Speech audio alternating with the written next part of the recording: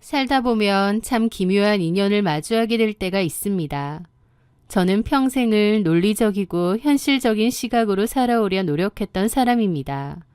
하지만 제 인생에 불쑥 끼어든 지성우라는 남자와 그 뒤에 가려진 기괴한 운명의 굴레는 제가 믿어왔던 현실의 벽을 송두리째 무너뜨렸습니다. 오늘은 그 허망하고도 섬뜩했던 제 삶의 한 조각을 꺼내보려 합니다. 시작은 평범한 오후였습니다. 저는 그림을 전공했지만 생계를 위해 약국 보조일을 시작했어요. 그러다가 나중엔 직업으로 계속 일을 하게 되었죠. 그런데 제가 일하던 약국 바로 옆 건물에 작은 빙수 가게가 하나 들어섰어요. 무더운 여름이 시작되던 무렵이라 상가 사람들은 모두 반가워했죠. 저 역시 점심 식사 후 입가심할 곳이 생겨 반가운 마음으로 그곳을 찾았습니다. 그곳의 사장이 바로 지성우였습니다. 그는 첫눈에 봐도 참 싹싹하고 인상이 좋은 사람이었어요. 땀을 뻘뻘 흘리면서도 손님 하나하나에게 눈을 맞추며 인사했고 그가 내놓은 빙수는 너무 맛있고 제 스타일이더라고요. 저는 금세 그 가게의 단골이 되었습니다. 포장을 자주 해갔고 약국 식구들에게 생색을 내며 간식으로 빙수를 사다 나르기도 했습니다. 하루에 한 번은 꼭 들르다 보니 자연스럽게 성우 씨와 대화를 나누는 시간이 늘어났어요. 성우 씨는 제가 가게에 들어설 때마다 무척이나 반가워하며 환한 미소로 저를 반겼습니다. 수경 씨 오셨어요? 오늘은 왜 늦게 오시나 했어요. 저 기다리셨어요? 저는 항상 수경 씨 기다리죠. 이상하게 수경 씨가 가게에 앉아 계시면 텅 비어있던 테이블이 금방 차요. 에이, 그럴 리가요. 정말요. 수경 씨가 복덩이인 것 같아요. 농담처럼 건넨 말에 웃으며 대답했습니다. 근데 제가 원래 사람을 좀 끌어당기는 팔자인가 봐요. 제 친구들도 그래요. 저랑 같이 식당에 가면 손님이 하나 없다가도 갑자기 많아진대요. 제 대답에 성우 씨는 눈을 빛내며 맞장구를 쳤습니다. 근데 그냥 하는 소리가 아니라 그런 사람이 정말 있대요. 와, 수경 씨한테 잘 보여야겠는데요? 공짜로라도 드릴 테니까 제발 자주 좀 오세요. 그렇게 시작된 인연은 가벼운 인사에서 개인적인 연락으로 그리고 해질녘 가벼운 맥주 한 잔을 나누는 친구 사이로 발전했습니다. 어느 날 저녁 조촐한 술자리에서 성우 씨는 자신의 과거를 털어놓았습니다. 성우 씨는 사실 이 빙수 가게를 열기 전 2번의 다른 사업을 했었는데 완전히 말아먹었대요. 지금 이 가게도 여기저기서 빚을 내어 마지막이라는 심정으로 차린 것이라고 하더라고요.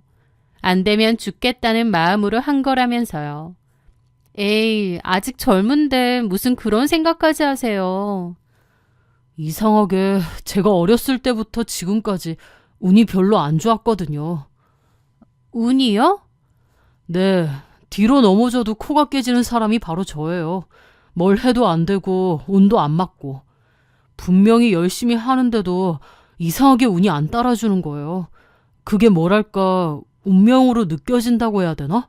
하여튼 그게 너무 괴로워서 실은 이 가게 하기 전 아는 분 소개로 보살집을 찾아갔거든요. 보살집요? 네, 너무 답답해서요. 영춘보살이라는 보살님인데 그분이 저한테 그러시는 거예요. 불을 멀리하고 물을 가까이 해라. 물이나 얼음을 팔아야 살 길이 열린다고요. 심지어 그 보살이 찝어준 동네가 바로 이곳이었다고 했습니다. 그러면서 그 보살 하는 말이 그 동네로 가면 성우 씨를 도울 귀인이 나타난다고 했다는 거예요. 그러면서 성우 씨는 진지한 눈빛으로 저를 바라보았습니다. 제가 가만 생각해보니 그 보살님이 말한 귀인이 바로 수경 씨 같아요. 네? 제가요? 제가 무슨요. 성우 씨 도운 것도 없는데. 아니요. 수경 씨 만나고 나서 장사가 잘 되기 시작했거든요. 그냥 하는 소리가 아니라 제 마음이 정말 그래요. 수경 씨가 그 귀인이 아닐까. 수경 씨는 제 인생에 나타난 행운같이 느껴지거든요. 갑작스러운 귀인 소리에 쑥스럽기도 했지만 기분은 좋았습니다. 하지만 제 생각엔 그저 그가 열심히 노력한 결과인 것 같았어요. 귀인이라 해주시니까 감사하지만 사실 제가 보기에는요. 사장님이 열심히 하고 빙수가 맛있으니까 잘 되는 것 같아요. 사람 입맛 비슷한데 제가 먹어보면 사장님 빙수 정말 맛있거든요. 또 워낙 열심히 하시잖아요. 친절하고 아마 더 대박 나실 거예요. 나중에 대박 나서 성공하셔도 저 모른 척 하시면 안 돼요. 장난 섞인 제 말에 성우 씨는 갑자기 진지한 표정으로 변하더니 제게 고백을 해왔습니다. 제가 수경 씨를 어떻게 모른 채 하겠나요? 오히려 평생 곁에서 같이 있고 싶은데요. 네? 저 수경 씨를 진심으로 좋아합니다. 그러면서 고백을 했고 좀 당황스럽더라고요. 사실 저는 그때까지 그가 좋은 친구일지언정 이성적인 호감을 크게 느끼지는 못하고 있었어요. 하지만 저를 귀인이라 칭송하며 지극정성으로 대하는 그의 태도에 저도 마음이 서서히 흔들렸습니다. 사실이든 아니든 누군가에게 귀인 같은 대접을 받는다는 건 꽤 기분 좋은 일이었으니까요.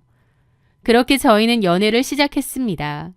그런데 놀랍게도 정말 성우 씨의 귀인 소리가 맞았는지 저희가 연애를 시작함과 동시에 그의 사업은 무서운 속도로 확장되었습니다. 1호점은 늘 문전성시를 이뤘고 불과 1년 반 만에 2호점 분점을 낼 정도로 자본이 모였거든요. 성우 씨는 중요한 결정을 내릴 때마다 영춘보살을 찾아갔습니다. 분점을 내기 전에도 보살은 운에 올라탔으니 거침없이 나아가라며 부추겼어요. 그리고 결과는 성공적이었고요. 성우 씨는 저를 행운의 부적이라 불렀습니다. 그렇게 결혼을 앞두고 제게 이런 말을 했습니다. 수경아, 나는 평생 왜 나는 운이 없을까, 왜 뭘 해도 안 될까 자책하며 살았어. 그런데 너를 만나고 나서 내 인생에 구멍난 곳들이 다 메워지는 기분이야. 나랑 결혼해서 내 좋아진 운 너도 나눠 가지면서 살자. 저 역시 나를 이토록 소중히 여기는 남자라면 평생을 함께해도 좋겠다고 생각했습니다. 그렇게 저희는 결혼식을 올렸고 결혼 생활 1년은 그야말로 꿈결 같았습니다. 남편과 사이도 좋았고 사업은 3호점 논의가 오갈 만큼 번창했거든요. 적어도 그때까지는 영춘보살의 예언이 적중하는 것처럼 보였습니다. 그러나 행복은 빙수의 달콤함처럼 순식간에 녹아내리기 시작했습니다. 결혼 1주년이 지났을 무렵 남편이 2호점 출근길에 큰 교통사고를 당했거든요. 신호 대기 중이던 남편의 차를 뒷차가 강하게 들이받은 것이었죠. 생명에는 지장이 없지만 남편은 심각한 목 디스크와 근육 손상으로 장기간 병원 치료를 받아야 했습니다. 그런데 불행은 여기서 멈추지 않았습니다. 남편이 병원 치료로 오가던 사이 오랫동안 지병을 앓으시던 시어머니께서 정말 갑작스럽게 상태가 악화되어 돌아가시고 말았어요. 갑자기 악화가 된 시점에서 일주일도 안 돼서 돌아가셨으니 너무 황망하게 돌아가신 거였죠. 남편은 목에 깁스를 한 채 상주 자리를 지키며 눈물을 흘렸습니다. 남편의 교통사고에 어머님은 돌아가시고 갑자기 왜 이러지 싶던 차에 남편의 사업체 근처에 남편의 레시피를 교묘하게 따라한 저가형 빙수 가게들까지 우후죽순으로 생겨나기 시작했습니다. 심지어 공들여 내놓은 신메뉴는 인기도 없었고 3호점은 오픈하자마자 파리만 날리는 신세가 되었죠. 갑자기 불행들이 손을 잡고 마구 달려오는 기분이었어요. 남편은 극심한 스트레스에 시달렸습니다. 그러면서 급하게 영춘보살을 찾아다녔습니다. 남편은 무언가 막아 낀 것이 분명하다며 보살님의 도움이 필요하다고 굳게 믿었거든요. 하지만 저는 사실 남편의 그런 모습이 달갑지 않았습니다. 너무 보살의 말에 좌지우지하고 의존하는 게 좀 그랬죠. 사실 냉정하게 따져보면 영춘보살이 추천했던 3호점의 입지는 최악이었습니다. 게다가 가맹점 사업을 도울 새 직원을 뽑을 때도 직원 후보 사진을 여러 명 영춘보살에게 갖고 갔는데 그중 한 명을 꼽았거든요. 그런데 그 직원은 불성실한 태도로 문제를 일으켰고 결국 남편과 일 관련해서 법적 다툼까지 갔습니다. 저는 사실 영춘보살 말이 전혀 맞지 않다고 느꼈어요. 여보, 그 보살 말이야. 가만 보면 제대로 마치는 게 없는 것 같은데? 사무점도 위치도 그렇고 직원도 그렇고 시키는 대로 해서 잘 된 게 뭐가 있어. 오히려 부적값이다 뭐다 그 보살한테 돈만 엄청 들이고 있잖아. 제 지적에 남편은 이성을 잃고 소리를 질렀습니다. 보살님 아니었으면 나는 진작에 뛰어내렸을 놈이야.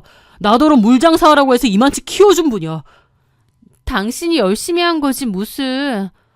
아 참, 모르는 소리 말라니까. 영춘보살님 말대로 해야 돼. 라는데 그 눈빛이 너무 무서웠습니다. 남편은 이미 영춘보살을 신격화하고 있는 것 같았거든요. 저는 답답한 마음에 차라리 우리 엄마 친구분이 최근 신내림을 받아 아주 용하다더라. 거길 가보자고 했습니다. 경자이모라고 원래 은행원 하시던 분인데 신내림을 받았었거든요. 하지만 남편은 영춘보살이 아니면 안 된다며 요지부동이었습니다. 결국 저는 남편에게 따라가겠다고 했습니다. 영춘보살이 뭐라고 하는지 궁금했거든요. 왜냐면 남편을 가스라이팅하는 기분마저 들었으니까요. 그렇게 영춘보살의 신당에 갔는데 처음엔 저를 싫어하지 않았어요. 와이프도 같이 왔냐며 실물은 처음 본다고 하더라고요. 저는 사실 미신도 크게 믿지 않고 또 영춘보살에게 썩 좋은 감정은 아니었기에 인사 정도만 하고 무표정하게 앉아 있었습니다. 보살이 묻는 말에도 건조하게 적당히 대답했고요. 그런데 제 모습에 보살의 심기가 건드려졌나 보더라고요. 갑자기 방울을 흔들며 소리를 지르기 시작했죠. 인연 눈빛 봐. 신령님이 노하셔서 앞이 보인다. 인연 때문에 지서방 울로가 다 막히게 생겼어. 당장 나가. 그러는 겁니다. 갑자기 저더러 인연전연 하길래 저도 너무 기분 나쁘고 황당했죠. 그런데 더 황당한 건 남편이었습니다. 남편은 사색이 되어 급하게 저보고 나가 있으라는 거예요. 그렇게 쫓겨났는데 너무 황당했죠. 차에서 기다리는데 부하가 치밀더라고요. 저 사람 뭔가 싶고요. 그렇게 남편이 점사를 보고 나왔고 집으로 가는 길에 남편에게 저 점쟁이 완전 이상하다고 했습니다. 그런데 남편은 제가 뭐라고 하든 대꾸도 없이 생각에 잠긴 듯 운전만 하더라고요. 그래서 저 보살이 뭐라고 하더냐고 물어보니 그러는 겁니다. 실은 영춘보살님이 그러시는데 전에 처음 가게 할 때 나한테 귀인이 온다고 했잖아. 그게 나인 것 같다며.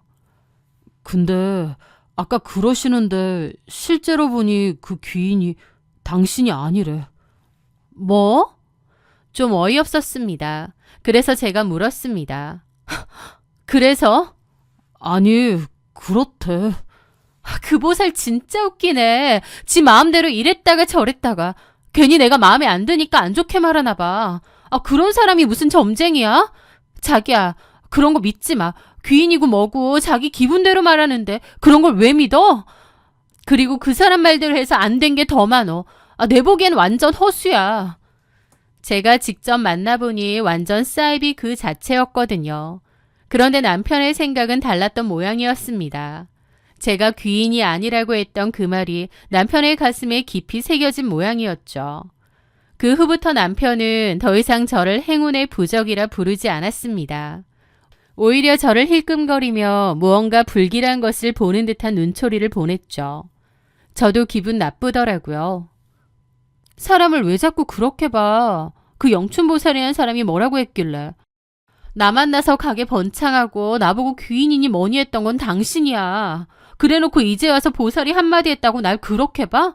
우리가 지나온 세월이 중요하지. 그 보살의 변덕스러운 말 한마디가 중요하냐고. 제가 참다 못해 따져 물었지만 남편은 고개를 저으며 싸늘하게 함구하더라고요. 그런 남편의 태도에 저도 기가 막혔습니다.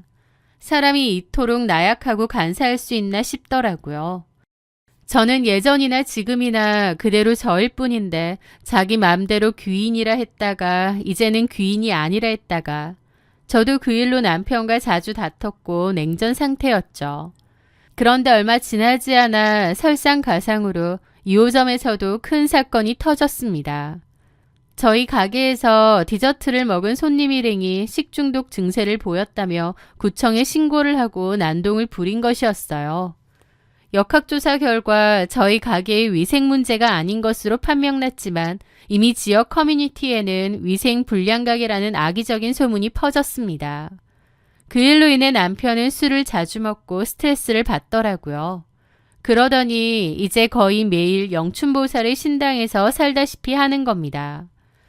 남편은 이미 영춘보살이 파놓은 늪에 발목까지 빠져 허우적거리고 있는 느낌이었어요. 제가 말려도 소용이 없었고 저도 너무 갑갑했죠. 그러던 어느 날 남편은 퇴근하자마자 식탁 위에 이혼 서류를 내던졌습니다. 이혼하자. 서로를 위해서도 이게 맞아. 너무나 당당한 이혼 요구에 헛웃음까지 나왔습니다. 왜? 그 영춘보살이 나랑 헤어지래? 아니, 그럼 다른 여자가 생겼어? 남편은 그런 거 아니라며 펄쩍 뛰었습니다. 하지만 제 직감은 무언가 있는 것 같더라고요. 남편은 사업 때문에 모든 통화가 자동 녹음되게 설정을 해놨는데요. 저는 그가 잠든 사이 그의 휴대폰을 열어 통화 녹음 파일들을 하나씩 확인하기 시작했습니다. 그리고 그 안에는 믿을 수 없는 대화들이 있었죠. 설마 했는데 남편의 갑작스러운 이혼 요구에는 역시나 그놈의 영춘보살이 껴있었습니다. 그 둘의 통화 내용은 흡사 사이비 종교의 교주와 신도의 대화 같더라고요. 성우 씨, 내가 말했지? 당신 아내가 붙어있는 한 당신 사업은 절대로 안 살아나. 그것뿐이야? 당신 실수에도 아주 안 좋아. 그 여자가 당신 기운을 다 빨아먹고 있다고. 내가 그날 봤을 때 얼마나 기운이 안 좋던지. 네, 보살님. 저도 이제 무서워요. 와이프 얼굴만 봐도 소름이 돋습니다. 내가 그때 소개해준 고은아 씨 있지? 그 사람이 진짜 성우 씨 배필이야. 이 여자 사주가 황금 사주라 성우 씨 옆에 있으면 재물이 화수분처럼 쏟아질 거야. 그뿐인가 성우 씨 건강운에도 아주 좋아. 지금 와이프는 상극이고 성우 씨를 갉아먹고 있다고. 남편은 보살의 말에 내내 거린과 동시에 그 고은아라는 여자와 이미 은밀한 만남을 이어오고 있었더라고요. 보살이 소개해준 상간녀라니 이 얼마나 기괴하고 황당한 일인가요. 녹음 파일 속에서 남편은 고은아에게 보살님이 우리 천생연분이라고 하셨다. 하루빨리 당신과 새 인생을 시작하고 싶다며 사랑을 속삭이고 있었습니다. 저는 남편의 카톡을 뒤져 고은아의 프로필 사진도 확인했습니다. 사진 속 여자는 저보다 나이도 꽤 많아 보였고 남편이 평소 말하던 이상형과는 거리가 멀었습니다. 화장기 진한 얼굴에 욕심이 덕지덕지 붙은 듯한 인상이었죠. 한눈에 봐도 영춘보살과 한패 같기도 했어요. 다음 날 저는 이 녹음 파일들을 남편 앞에 틀어놓았습니다. 이게 당신이 말한 그 신성한 영춘보살의 가르침이야? 점쟁이가 여자까지 붙여주면서 이혼하라고 시키는 게 말이 돼? 아, 제발 정신 좀 차려. 당신 정말 눈이 멀어도 단단히 멀었어. 그런데 남편은 당황하기는커녕 오히려 도끼 어린 눈으로 저를 노려보았습니다. 남의 폰 뒤진 거야? 이러니까 보살님이 당신을 악연이라고 한 거야. 뭐라고?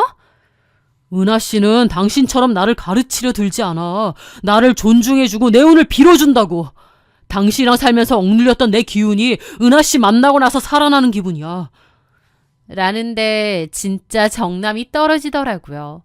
뭐 이런 상등신 같은 인간이 다 있나 싶고요. 남편은 이미 정상적인 판단력을 상실한 상태 같았습니다. 저는 화가 나 영춘보살에게 전화를 걸어 미친 듯이 따졌습니다. 남의 가정을 파탄낸 죗값을 어떻게 치르려고 이러냐고요. 하지만 보살은 코웃음 치더라고요.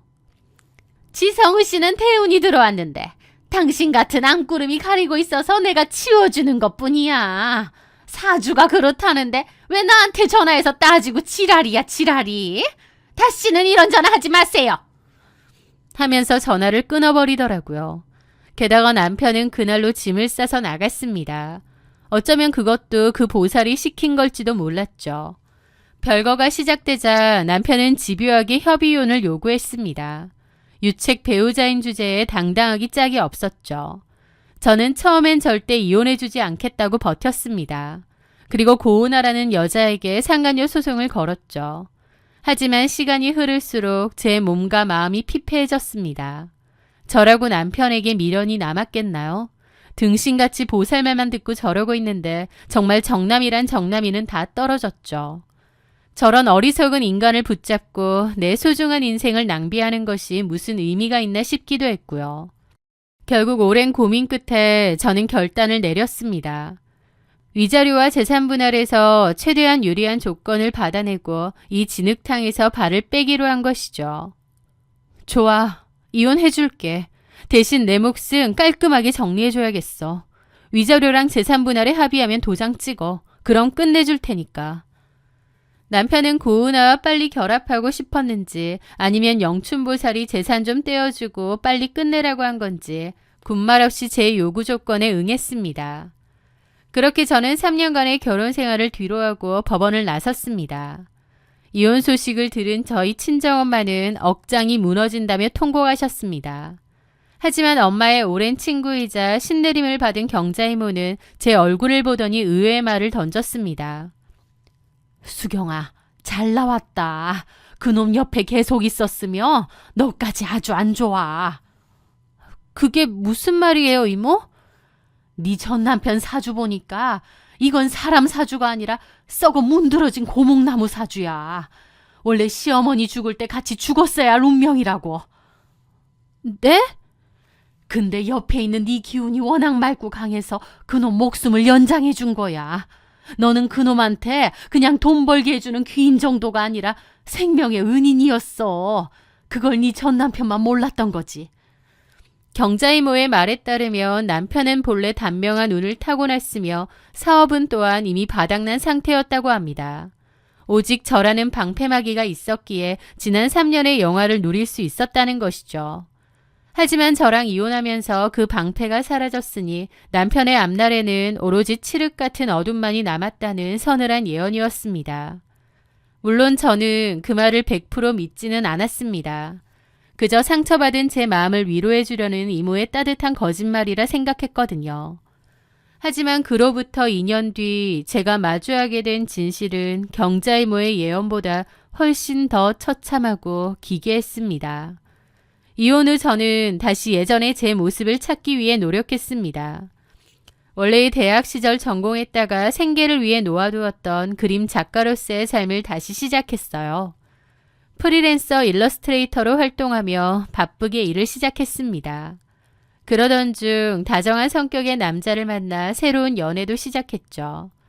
전 남편과 달리 건강하고 상식적인 생각을 하는 사람이었습니다.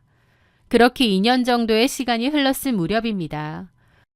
우연히 볼 일이 있어 과거 전 남편이 운영했던 1호점 빙수가게 근처를 지나가게 되었습니다.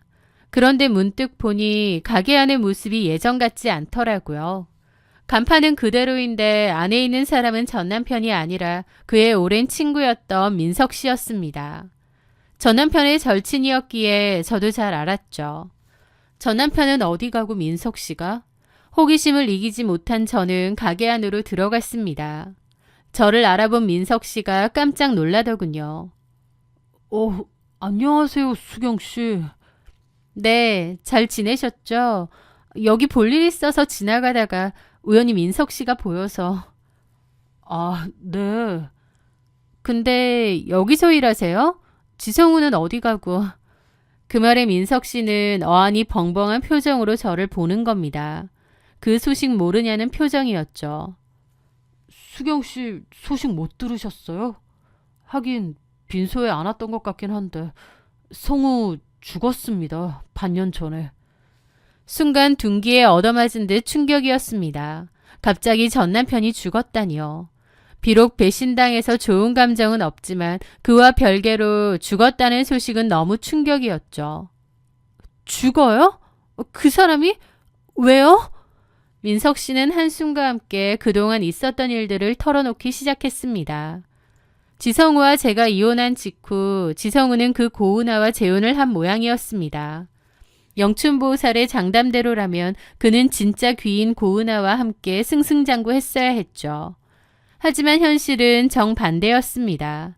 그 여자는 작정하고 남편의 골수를 빨아먹는 흡혈귀였으니까요. 재혼하자마자 고은아는 갖가지 방법으로 남편의 돈을 탕진하고 빼돌렸다고 했습니다. 하지만 영춘보살은 남편에게 기운을 다지는 시기니 의심하지 마라, 다 잘되고 있다는 말만 되풀이했다더군요. 그리고 귀인이 들어왔으니 사업을 더 확장하려고 했는데 그 바람에 빚도 꿰졌고 사무점 리모델링도 했다고 합니다. 하지만 파리만 날리던 사무점은 결국 문을 닫았고 2호점까지도 문을 닫았다고 했습니다. 그 와중에 고은아는 남편의 돈을 야무지게 해먹고 잠수까지 타고요. 민석 씨의 말에 따르면 전 남편은 마지막 순간에야 자신이 속았다는 것을 깨달았다고 하더라고요. 그래서 영춘보살 찾아가 멱살잡이도 한 모양인데 오히려 영춘보살이 경찰에 신고하는 바람에 경찰서까지 갔다고 했습니다. 남편은 홀로 남은 1호점에서 매일 밤 술로 지새웠다고 했습니다. 그리고 빚 때문에 남은 1호점까지 팔아야 했는데 친구인 민석 씨가 인수를 받기로 했대요. 그렇게 가게를 넘기고 교육을 하던 중이었는데 가게로 운전하고 가던 중에 갑작스러운 심장마비가 왔고 생을 마감했다고 합니다. 사고 당시 뒤에 오던 차가 없어 2차 사고는 없었지만 구조대가 도착했을 땐 이미 늦은 상태였다더군요. 민석 씨의 충격적인 이야기를 듣고 돌아오는 길, 저는 문득 저희 엄마 친구인 경자 이모가 했던 말이 떠올랐습니다. 그놈 사주가 원래 이미 죽었어야 할 운명인데 네 기운이 생명을 연장해 준 거다. 너랑 헤어지면 그놈은 끝이야. 그때는 그저 위로라고만 생각했던 그 말이 계속 맴돌더라고요. 가만 돌이켜보니 남편은 어쩌면 본능적으로 저라는 사람을 붙잡았던 것 같습니다. 안 풀리기만 했던 자신의 인생에서 제가 귀인이라는 것을 본능적으로 느꼈고 붙잡으려 했겠죠. 하지만 인연을 감사히 여기는 대신 더 큰 욕심을 채우기 위해 미신에 매달렸고 결국 자기 자신을 파멸의 길로 밀어넣었습니다. 저는 남편의 죽음을 애도하며 시어머니가 계신 납골당을 찾았습니다. 남편의 유골함은 시어머니 곁에 나란히 놓여 있었어요. 그토록 운명에 집착했던 전 남편이 이제 차가운 도자기 안에서 침묵하고 있었습니다. 성우 씨, 거기서는 누구의 말도 듣지 말고 그저 편히 쉬어요. 영춘보살도 고은아도 귀인이라 믿었던 나도 다 있고. 저는 사실 지금도 사주나 팔자를 완전히 믿지는 않습니다. 하지만 이 일을 겪으며 한 가지 확실하게 깨달은 것이 있습니다. 운명을 결정짓는 것은 점괘가 아니라 내 곁에 있는 소중한 사람을 대하는 진심이라는 사실이요. 그는 스스로를 부적없는 나약한 존재로 정의했고 결국 그 불안감 때문에 끝이 난 것 같아요. 참으로 기묘하고도 허무한 일이 아닌가 싶습니다. 가끔 길가에서 무속인의 깃발이 나부끼는 것을 보면 영춘보살이 떠올라 숨이 멎는 듯한 기분이 들 때도 있어요. 하지만 제 옆에서 따뜻하게 제 손을 잡아주는 연인의 온기를 느끼며 평온을 되찾습니다. 정해진 운명이 아니라 내 스스로 개척해 나가며 살아나가려 해요. 제 사연 들어주셔서 감사합니다.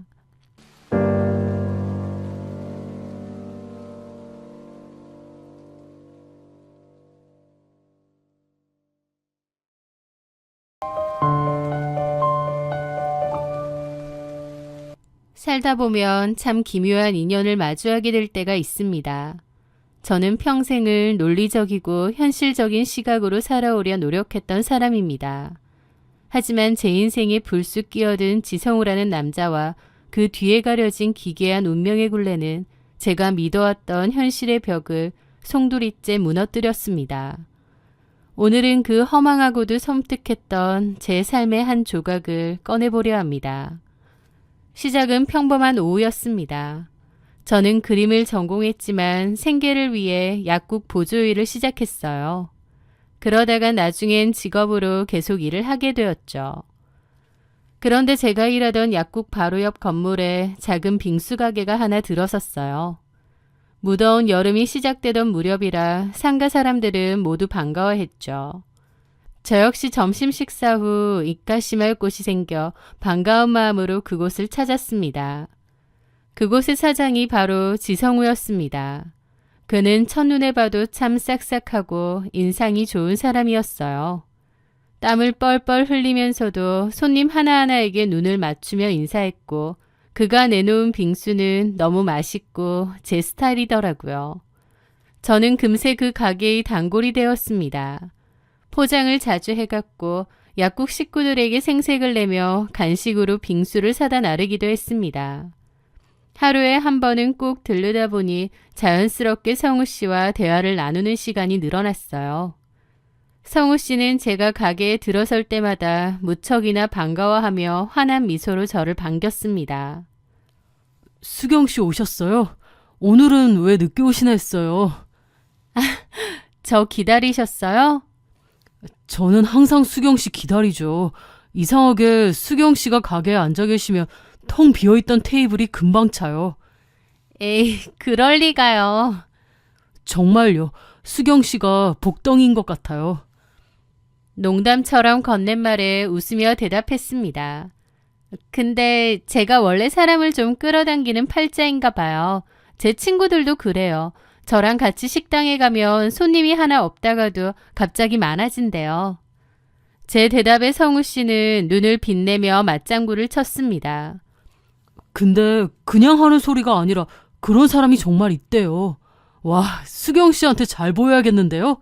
공짜로라도 드릴 테니까 제발 자주 좀 오세요. 그렇게 시작된 인연은 가벼운 인사에서 개인적인 연락으로 그리고 해질녘 가벼운 맥주 한 잔을 나누는 친구 사이로 발전했습니다. 어느 날 저녁 조촐한 술자리에서 성우 씨는 자신의 과거를 털어놓았습니다.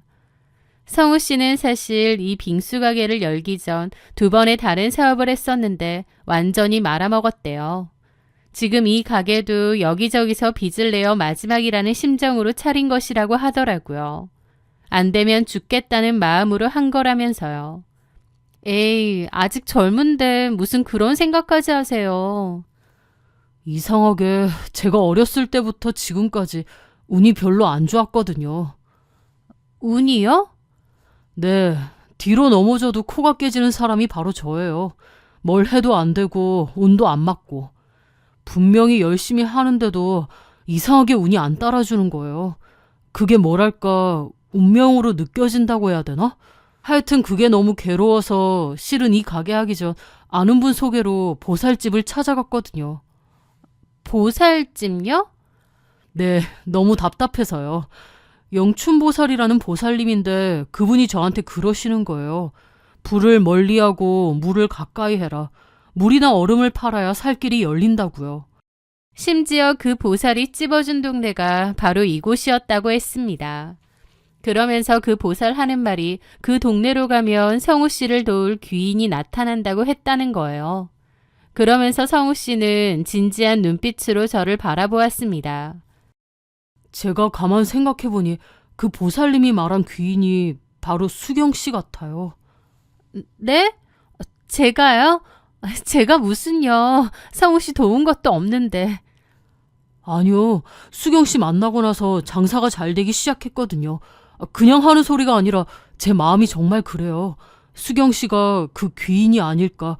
수경 씨는 제 인생에 나타난 행운같이 느껴지거든요.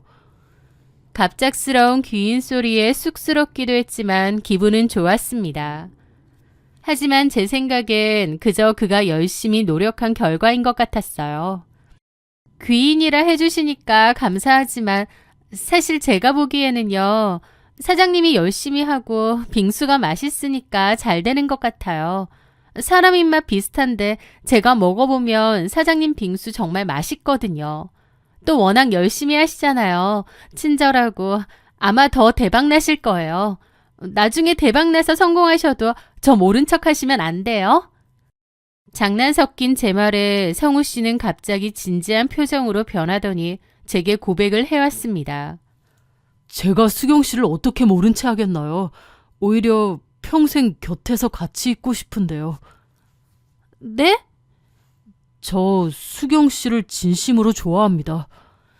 그러면서 고백을 했고 좀 당황스럽더라고요. 사실 저는 그때까지 그가 좋은 친구일지언정 이성적인 호감을 크게 느끼지는 못하고 있었어요. 하지만 저를 귀인이라 칭송하며 지극정성으로 대하는 그의 태도에 저도 마음이 서서히 흔들렸습니다. 사실이든 아니든 누군가에게 귀인 같은 대접을 받는다는 건 꽤 기분 좋은 일이었으니까요. 그렇게 저희는 연애를 시작했습니다. 그런데 놀랍게도 정말 성우 씨의 귀인 소리가 맞았는지 저희가 연애를 시작함과 동시에 그의 사업은 무서운 속도로 확장되었습니다. 1호점은 늘 문전성시를 이뤘고 불과 1년 반 만에 2호점 분점을 낼 정도로 자본이 모였거든요. 성우 씨는 중요한 결정을 내릴 때마다 영춘보살을 찾아갔습니다. 분점을 내기 전에도 보살은 운에 올라탔으니 거침없이 나아가라며 부추겼어요. 그리고 결과는 성공적이었고요. 성우 씨는 저를 행운의 부적이라 불렀습니다. 그렇게 결혼을 앞두고 제게 이런 말을 했습니다. 수경아, 나는 평생 왜 나는 운이 없을까, 왜 뭘 해도 안 될까 자책하며 살았어. 그런데 너를 만나고 나서 내 인생에 구멍난 곳들이 다 메워지는 기분이야. 나랑 결혼해서 내 좋아진 운 너도 나눠 가지면서 살자.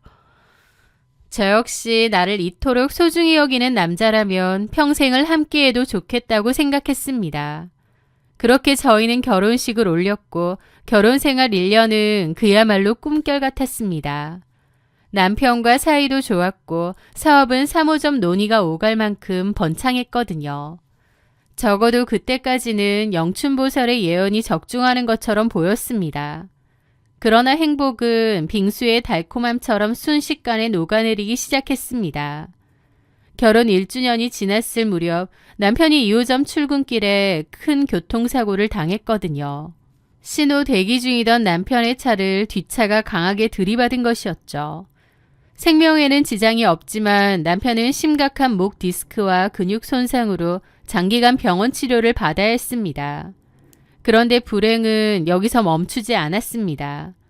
남편이 병원 치료로 오가던 사이 오랫동안 지병을 앓으시던 시어머니께서 정말 갑작스럽게 상태가 악화되어 돌아가시고 말았어요.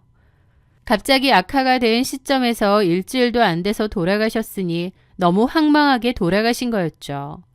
남편은 목에 깁스를 한 채 상주 자리를 지키며 눈물을 흘렸습니다.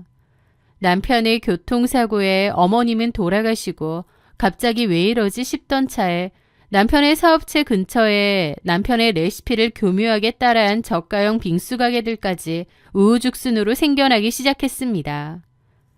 심지어 공들여 내놓은 신메뉴는 인기도 없었고 3호점은 오픈하자마자 파리만 날리는 신세가 되었죠.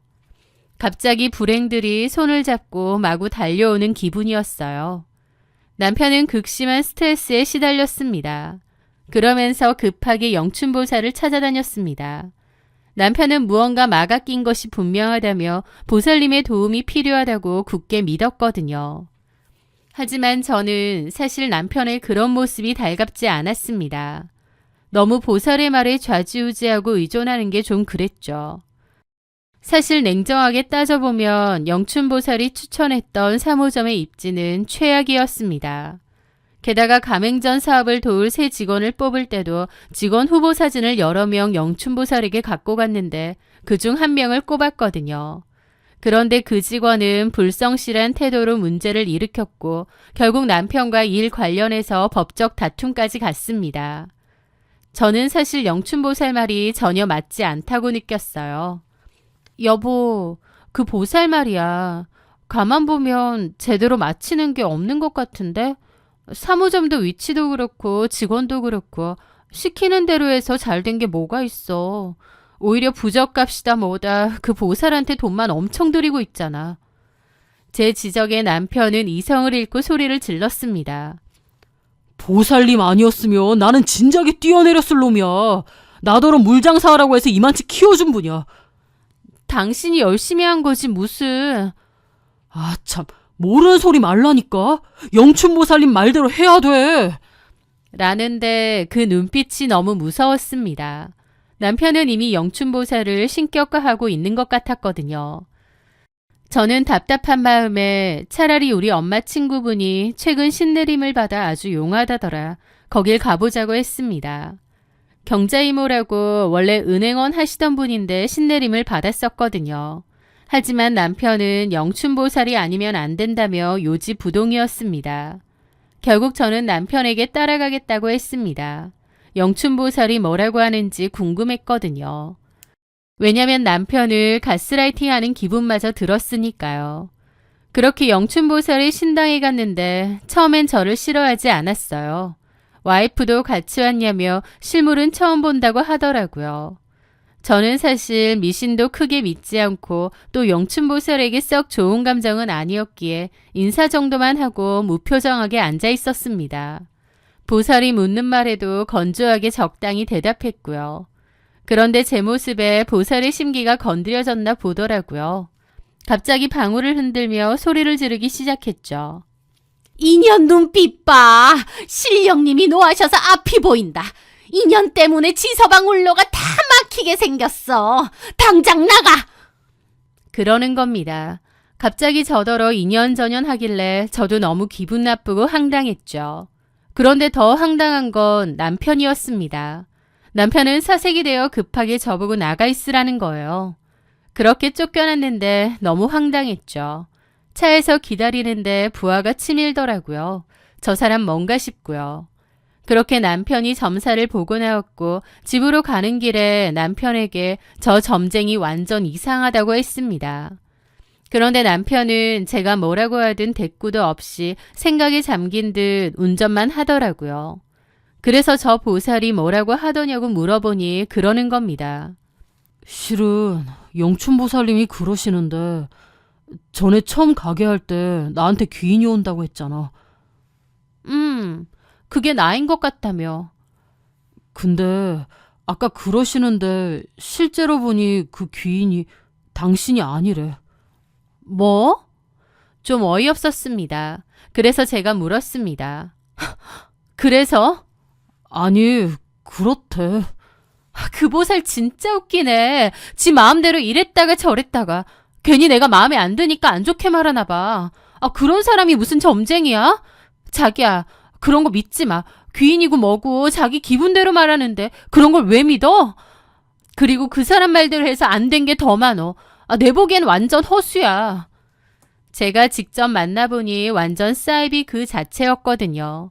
그런데 남편의 생각은 달랐던 모양이었습니다. 제가 귀인이 아니라고 했던 그 말이 남편의 가슴에 깊이 새겨진 모양이었죠. 그 후부터 남편은 더 이상 저를 행운의 부적이라 부르지 않았습니다. 오히려 저를 힐끔거리며 무언가 불길한 것을 보는 듯한 눈초리를 보냈죠. 저도 기분 나쁘더라고요. 사람을 왜 자꾸 그렇게 봐? 그 영춘보살이라는 사람이 뭐라고 했길래? 나 만나서 가게 번창하고 나보고 귀인이니 뭐니 했던 건 당신이야. 그래놓고 이제 와서 보살이 한마디 했다고 날 그렇게 봐?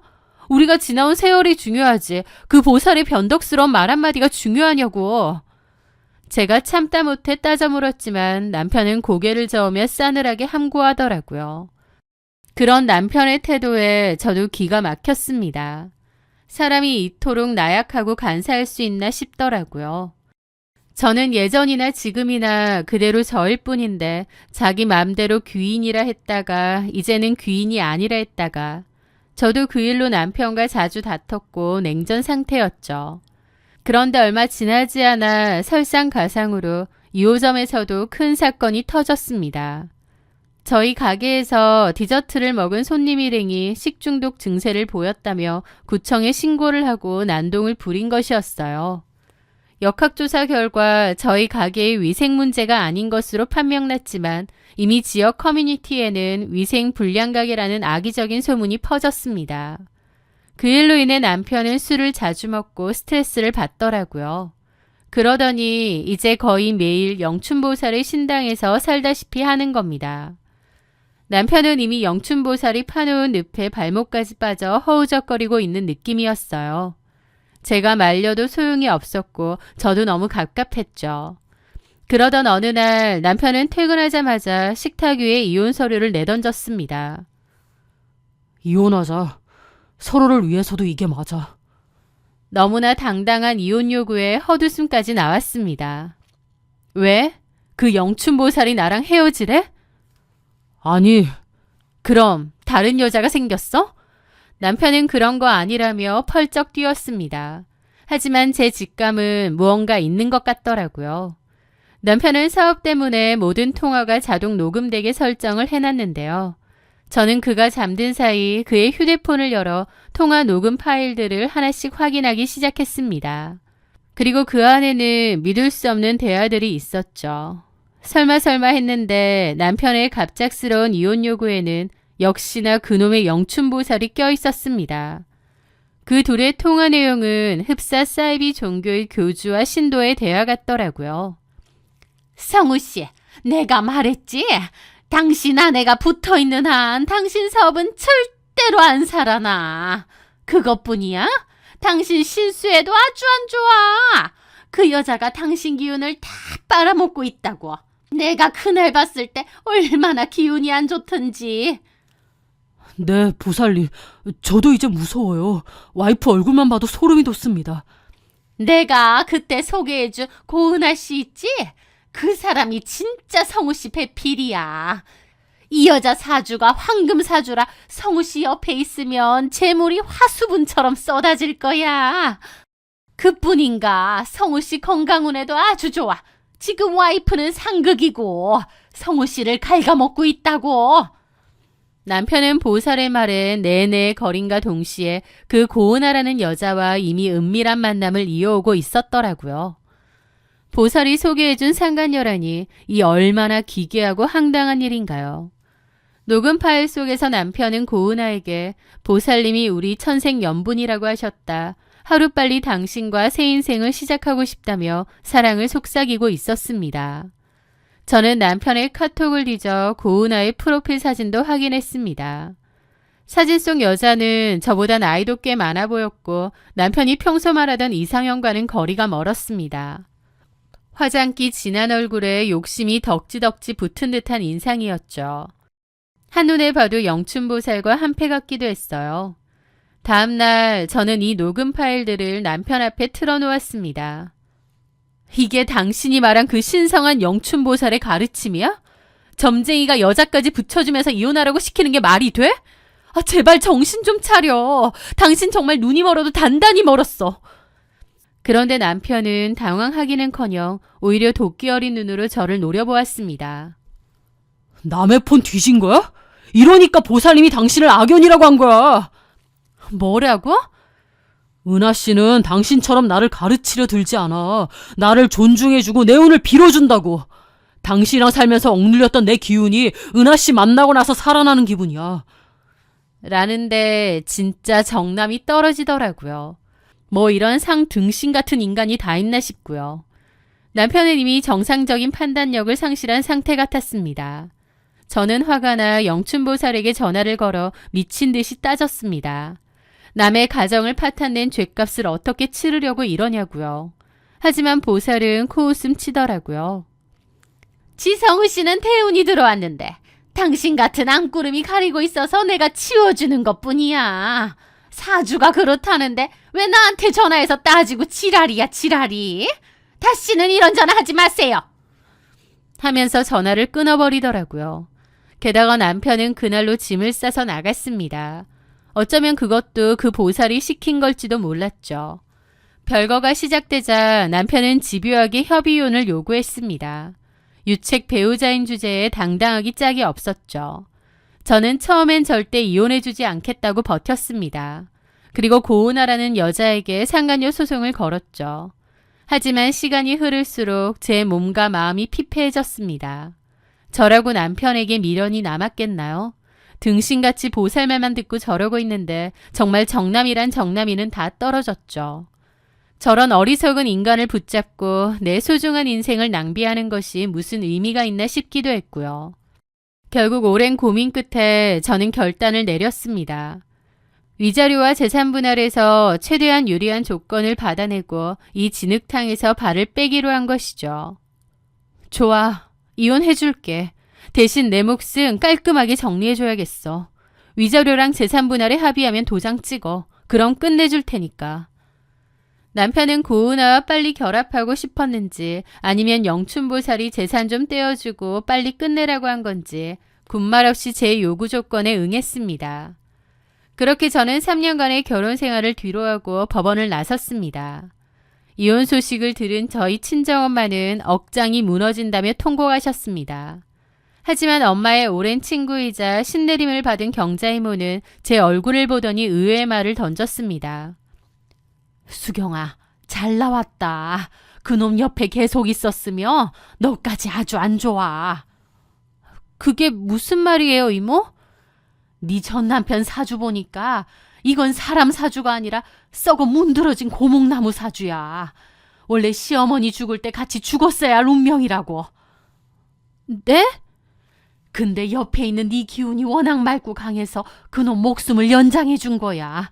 너는 그놈한테 그냥 돈 벌게 해주는 귀인 정도가 아니라 생명의 은인이었어. 그걸 네 전 남편만 몰랐던 거지. 경자이모의 말에 따르면 남편은 본래 단명한 운을 타고났으며 사업은 또한 이미 바닥난 상태였다고 합니다. 오직 저라는 방패막이가 있었기에 지난 3년의 영화를 누릴 수 있었다는 것이죠. 하지만 저랑 이혼하면서 그 방패가 사라졌으니 남편의 앞날에는 오로지 칠흑 같은 어둠만이 남았다는 서늘한 예언이었습니다. 물론 저는 그 말을 100% 믿지는 않았습니다. 그저 상처받은 제 마음을 위로해 주려는 이모의 따뜻한 거짓말이라 생각했거든요. 하지만 그로부터 2년 뒤 제가 마주하게 된 진실은 경자이모의 예언보다 훨씬 더 처참하고 기괴했습니다. 이혼 후 저는 다시 예전의 제 모습을 찾기 위해 노력했습니다. 원래 대학 시절 전공했다가 생계를 위해 놓아두었던 그림 작가로서의 삶을 다시 시작했어요.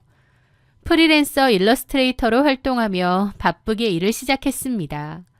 그러던 중 다정한 성격의 남자를 만나 새로운 연애도 시작했죠. 전 남편과 달리 건강하고 상식적인 생각을 하는 사람이었습니다. 그렇게 2년 정도의 시간이 흘렀을 무렵입니다. 우연히 볼 일이 있어 과거 전 남편이 운영했던 1호점 빙수가게 근처를 지나가게 되었습니다. 그런데 문득 보니 가게 안의 모습이 예전 같지 않더라고요.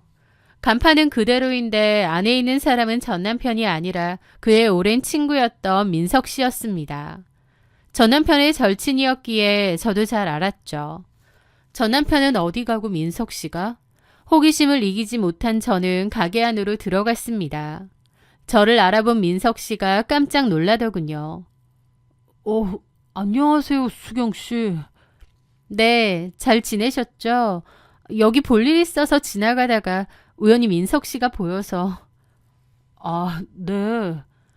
근데 여기서 일하세요? 지성우는 어디 가고. 그 말에 민석 씨는 어안이 벙벙한 표정으로 저를 보는 겁니다. 그 소식 모르냐는 표정이었죠. 수경 씨 소식 못 들으셨어요? 하긴 빈소에 안 왔던 것 같긴 한데 성우 죽었습니다. 반년 전에. 순간 둔기에 얻어맞은 듯 충격이었습니다. 갑자기 전 남편이 죽었다니요. 비록 배신당해서 좋은 감정은 없지만 그와 별개로 죽었다는 소식은 너무 충격이었죠. 죽어요? 그 사람이? 왜요? 민석 씨는 한숨과 함께 그동안 있었던 일들을 털어놓기 시작했습니다. 지성우와 제가 이혼한 직후 지성우는 그 고은아와 재혼을 한 모양이었습니다. 영춘보살의 장담대로라면 그는 진짜 귀인 고은아와 함께 승승장구했어야 했죠. 하지만 현실은 정반대였습니다. 그 여자는 작정하고 남편의 골수를 빨아먹는 흡혈귀였으니까요. 재혼하자마자 고은아는 갖가지 방법으로 남편의 돈을 탕진하고 빼돌렸다고 했습니다. 하지만 영춘보살은 남편에게 기운을 다지는 시기니 의심하지 마라, 다 잘되고 있다는 말만 되풀이했다더군요. 그리고 귀인이 들어왔으니 사업을 더 확장하려고 했는데 그 바람에 빚도 꿰졌고 사무점 리모델링도 했다고 합니다. 하지만 파리만 날리던 사무점은 결국 문을 닫았고 2호점까지도 문을 닫았다고 했습니다. 그 와중에 고은아는 남편의 돈을 야무지게 해먹고 잠수까지 타고요. 민석 씨의 말에 따르면 전 남편은 마지막 순간에야 자신이 속았다는 것을 깨달았다고 하더라고요. 그래서 영춘보살 찾아가 멱살잡이도 한 모양인데 오히려 영춘보살이 경찰에 신고하는 바람에 경찰서까지 갔다고 했습니다. 남편은 홀로 남은 1호점에서 매일 밤 술로 지새웠다고 했습니다. 그리고 빚 때문에 남은 1호점까지 팔아야 했는데 친구인 민석 씨가 인수를 받기로 했대요. 그렇게 가게를 넘기고 교육을 하던 중이었는데 가게로 운전하고 가던 중에 갑작스러운 심장마비가 왔고 생을 마감했다고 합니다. 사고 당시 뒤에 오던 차가 없어 2차 사고는 없었지만 구조대가 도착했을 땐 이미 늦은 상태였다더군요. 민석 씨의 충격적인 이야기를 듣고 돌아오는 길, 저는 문득 저희 엄마 친구인 경자 이모가 했던 말이 떠올랐습니다. 그놈 사주가 원래 이미 죽었어야 할 운명인데 네 기운이 생명을 연장해 준 거다. 너랑 헤어지면 그놈은 끝이야. 그때는 그저 위로라고만 생각했던 그 말이 계속 맴돌더라고요. 가만 돌이켜보니 남편은 어쩌면 본능적으로 저라는 사람을 붙잡았던 것 같습니다. 안 풀리기만 했던 자신의 인생에서 제가 귀인이라는 것을 본능적으로 느꼈고 붙잡으려 했겠죠. 하지만 인연을 감사히 여기는 대신 더 큰 욕심을 채우기 위해 미신에 매달렸고 결국 자기 자신을 파멸의 길로 밀어넣었습니다. 저는 남편의 죽음을 애도하며 시어머니가 계신 납골당을 찾았습니다. 남편의 유골함은 시어머니 곁에 나란히 놓여 있었어요. 그토록 운명에 집착했던 전 남편이 이제 차가운 도자기 안에서 침묵하고 있었습니다. 성우 씨, 거기서는 누구의 말도 듣지 말고 그저 편히 쉬어요. 영춘보살도 고은아도 귀인이라 믿었던 나도 다 있고. 저는 사실 지금도 사주나 팔자를 완전히 믿지는 않습니다. 하지만 이 일을 겪으며 한 가지 확실하게 깨달은 것이 있습니다. 운명을 결정짓는 것은 점괘가 아니라 내 곁에 있는 소중한 사람을 대하는 진심이라는 사실이요. 그는 스스로를 부적없는 나약한 존재로 정의했고 결국 그 불안감 때문에 끝이 난 것 같아요. 참으로 기묘하고도 허무한 일이 아닌가 싶습니다. 가끔 길가에서 무속인의 깃발이 나부끼는 것을 보면 영춘보살이 떠올라 숨이 멎는 듯한 기분이 들 때도 있어요. 하지만 제 옆에서 따뜻하게 제 손을 잡아주는 연인의 온기를 느끼며 평온을 되찾습니다. 정해진 운명이 아니라 내 스스로 개척해 나가며 살아나가려 해요. 제 사연 들어주셔서 감사합니다.